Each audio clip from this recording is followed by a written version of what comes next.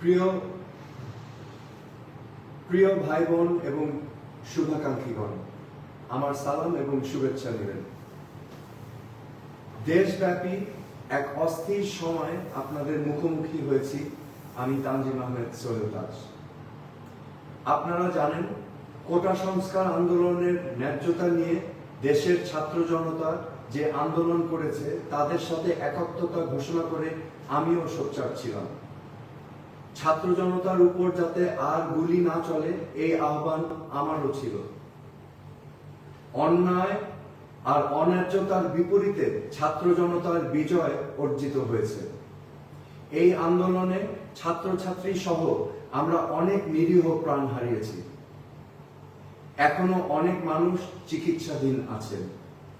কিন্তু বিজয় পরবর্তী দেশ জুড়ে নানান প্রতিহিংসামূলক কর্মকাণ্ড এবং সুযোগ সন্ধানীদের তাণ্ডব দেখে লাখো কোটি মানুষের মতো আমিও ব্যথিত।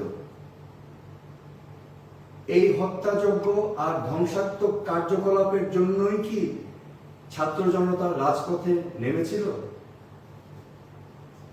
দেশের সম্পদ ঐতিহ্য ধ্বংস করে আমরা নতুন প্রজন্মকে কি বার্তা দিচ্ছি? একজন সাধারণ নাগরিক হিসেবে আমি তীব্র প্রতিবাদ জানাই যারা ধানমন্ডির ৩২ নম্বরে বঙ্গবন্ধুর বাসভবনে অগ্নিসংযোগ করেছে। বঙ্গবন্ধুর ভাস্কর্য ভেঙে দিয়ে আমাদের কতটুকু লাভ হলো? আইন শৃঙ্খলা রক্ষা বাহিনী অন্যায় করেছে, তার নিরপেক্ষ তদন্ত হোক, এটা আমরা সবাই চাই। কিন্তু সবাইকে কেন আমরা প্রতিহিংসার মুখোমুখি দাঁড় করাচ্ছি? আইন শৃঙ্খলা রক্ষাকারী বাহিনী ছাড়া কোন সভ্য সমাজ পরিচালনা করা সম্ভব না, এটা আমাদের মনে রাখতে হবে। আসছে অন্তর্বর্তীকালীন সরকারের কাছে আমার আকুল আবেদন, দেশের বর্তমান ধ্বংসাত্মক পরিস্থিতি থেকে সাধারণ মানুষের জানমাল রক্ষা করতে হবে। গেল কদিন দেশের নানা প্রান্তে ভিন্ন ধর্মের মানুষদের মন্দির গির্জায় আক্রমণ হয়েছে। অনেকের বাড়িঘর জ্বালিয়ে দেওয়া হয়েছে।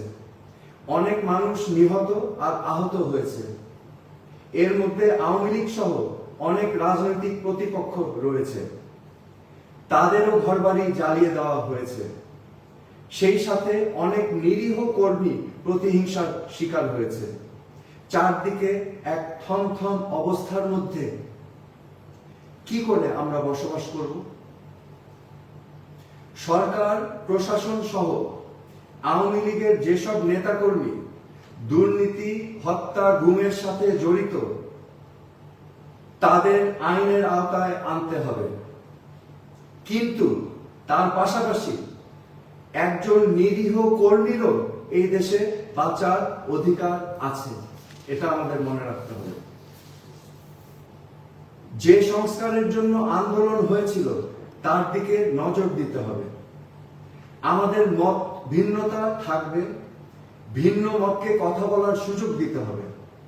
আন্দোলনকারী ছাত্র জনতার মতো আমারও দাবি যে দেশে ভোটাধিকার প্রতিষ্ঠিত হোক।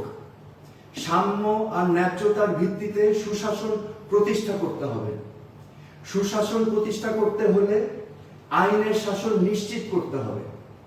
বিচার ব্যবস্থা, জনপ্রশাসন এবং পুলিশ বাহিনীকে রাজনীতির প্রভাব মুক্ত রাখতে হবে। পুলিশ বাহিনী সহ সকল আইন শৃঙ্খলা রক্ষাকারী বাহিনীকে জনগণ বান্ধব পেশাদার বাহিনী হিসাবে প্রতিষ্ঠা করতে হবে। মেধাভিত্তিক সমাজ বিনির্মাণে শিক্ষা ব্যবস্থাকে বাস্তব উপযোগী করতে হবে। দেশের সরকারি প্রতিষ্ঠানগুলোকে রাজনৈতিক ব্যবহার থেকে মুক্ত রাখতে হবে। সাম্প্রদায়িক সম্প্রীতি নিশ্চিত করতে হবে। মানুষের কথা বলার অধিকার সহ সকল মৌলিক অধিকারকে গুরুত্ব দিতে হবে। সন্ত্রাস ও দুর্নীতি মুক্ত সমাজ প্রতিষ্ঠায় পদক্ষেপ নিতে হবে। গুম, হত্যার রাজনীতি বন্ধে আন্তরিক হতে হবে। এগুলোই আজকে আমার দাবি অন্তর্বর্তীকালীন সরকারের কাছে।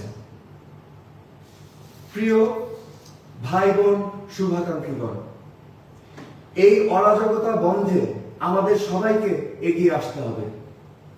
এভাবে চলতে থাকলে বাংলাদেশ পথ হারিয়ে ফেলবে।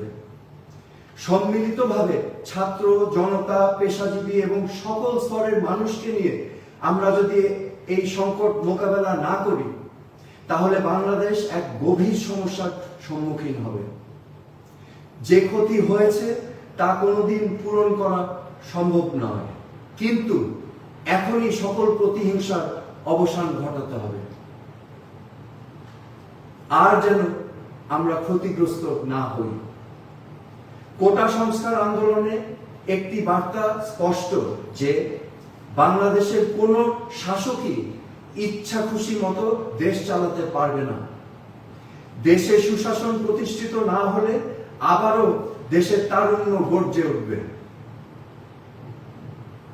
নতুন বাংলাদেশ দেশে বিনির্মাণে আমরা তারুণ্যের এই দৃপ্ত প্রত্যয় যাতে মনে রাখি।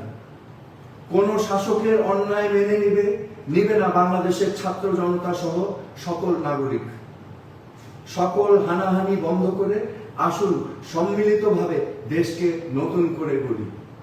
বাংলাদেশ আমাদের সবাই। আপনারা সবাই ভালো থাকুন, সুস্থ থাকুন। ধন্যবাদ। খোদা হাফেজ।